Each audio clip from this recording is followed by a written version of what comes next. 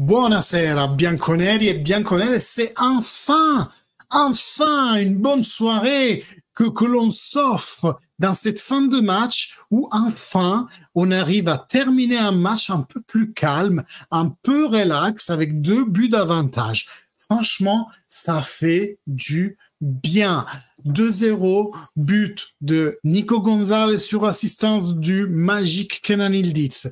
2-0 signé Dusan Blakovic. Peut-être sûrement son dernier but à l'Allianz Stadium, toujours sur assistance de Kenan Yıldız. On s'offre une fin de match tranquille. Et ça, mes amis, ça n'a pas de prix. Est-ce que cette sensation, vous la retrouvez enfin, vous le sentez, le goût? Et il y a un goût un peu plus doux en ce moment qui nous est offert par le cher Pedro praticamente il meglio di Santa Fe, qui avec son doublé arrête l'Inter, et heureusement parce que le Napoli aussi est en train de faire égalisation. Au moment où je parle, je pense que les 2 matchs ne sont pas terminés. Il y a eu beaucoup plus de temps de récupération. Vous me direz, hein, vous m'écrivez dans le chat quand est-ce que ça se termine. Moi, comme vous savez, je suis en live et je peux pas. Mais donc, on peut commenter déjà ensemble cette avant-dernière journée de Serie A, parce que les résultats sont en train de tomber petit à petit. La zone Champions League se définit un peu mieux. Le Scudetto reste à peu près au même niveau. Et il y a un péno pour Napoli. Et s'il le met, ils sont champions. Parce que qu'est-ce qu'ils ont fait, les Napoli, dans les confrontations directes, les amis? On va peut-être le vivre ensemble. Là, je suis sur le Napoli. Là, je suis désolé. Il faut que je le voie. Il faut que je le voie. La mort en direct de l'Inter, il faut que je la voie. Donc, attention. Saison blanche, on va voir, hein, parce que il y a la finale de Champions League dans laquelle je pense que je vais me mettre en live pour tout le monde, poids sporté à l'Inter. Vous savez, les anciens de la chaîne, j'ai cogné ce mot parce que en italien, il existe un mot fantastique qui s'appelle gufare, qui n'existe pas en français, donc je voulais vraiment apporter cet enrichissement à la belle langue de Molière. Je pense que la finale de Champions League, on va la passer ensemble pour poids sporter l'Inter au bénéfice de le presque autant détesté PSG, hein, si je dois être honnête. Mais voilà, la péno pour le Napoli, on va le suivre ensemble. Et en tout cas, cette fin, déjà les résultats qui sont sûrs pour le moment, c'est, je vais vous mettre juste le classement de la Serie A. Attendez, je prends la capture d'écran. Tac, tac, tac, tac, ça arrive un peu de patience. Les résultats qui sont sûrs pour le moment en Serie A, c'est le résultat de la Roma qui va gagner 3-1, mais contre une Milan à 10 contre 11 pendant presque tout le match, hein, et qui va surpasser la Lazio. Lazio-Inter, est-ce que ça s'est terminé? Est-ce qu'elle est terminée, Lazio-Inter? Non, 9 minutes de temps de récupération. Ben oui, tant qu'à faire. Et donc, bah, nous, ça nous impacte aussi, hein, le résultat de ce match. On n'est pas là juste pour porter la poisse à l'Inter. On est là aussi, et moi, je pense pas qu'il va donner péno. De ce que je vois de l'image, le joueur du Parma met la jambe en anticipation devant. Donc, je pense que il ne devra pas donner péno. Mais on va voir.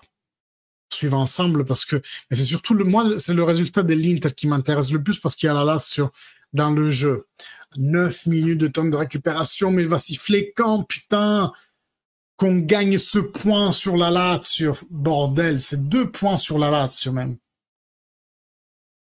Nous, 67, Roma 66, Lazio 65.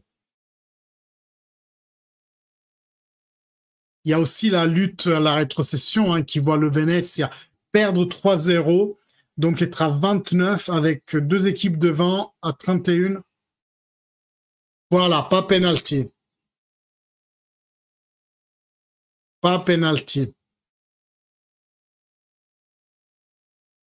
Et qu'est-ce que j'allais dire? Voilà, l'Inter, ça s'est terminé, c'est bon, apparemment. Revoyons l'action du Napoli. Ah, il y avait une faute avant, je pense. C'est ça qu'il a sifflé. Moi, je vois encore actif à l'Inter. Je sais pas si vous voyez mieux que moi. En tout cas, oui, et nous, on aura le Venezia la semaine prochaine. La Roma aura le Turin.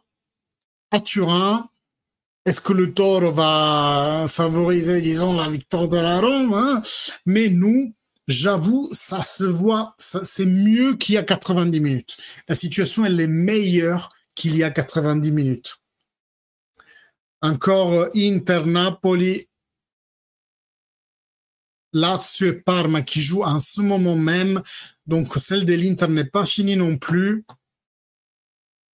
Quand est-ce qu'ils vont siffler?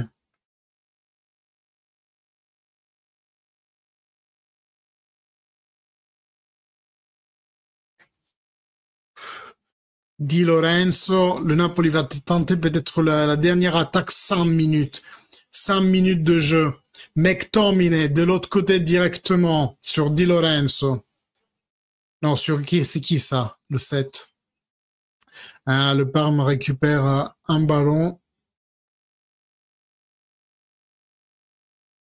Napoli, Napoli, Napoli, Napoli. À mon avis, tu vas pas y arriver. L'Inter, ça joue encore là? Tenez-moi au courant dans le chat. Fini Inter-Lazio. Ouf, on est sauvé. Là, c'est fini. Mais le Napoli joue encore. Bon, ça nous importe peu. Au moins, la Lazio est bloquée sur le résultat d'égalisation. Je n'osais espérer mieux parce que je peux pas espérer la victoire de l'Inter non plus. Attention encore au Napoli. Non, le Parma récupère le ballon. Donc voilà, la situation se fige ainsi pour nous, avec la Rome à 66, là sur 65 et nous à 67. Reste plus qu'à gagner contre le Venezia et le cauchemar de cette saison sera fini. Franchement, vrai cauchemar. Heureusement qu'aujourd'hui, on s'est offert un fin de match un peu plus calme.